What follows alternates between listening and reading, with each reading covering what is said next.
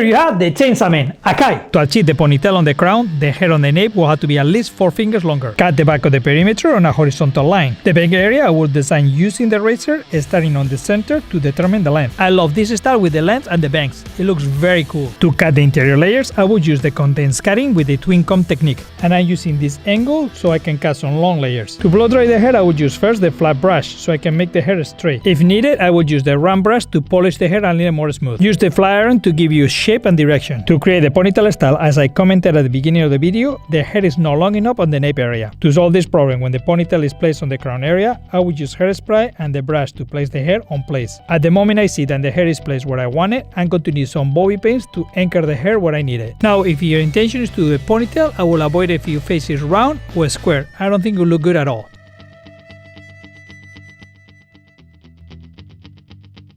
This is Angel del Solar, the Hairbender.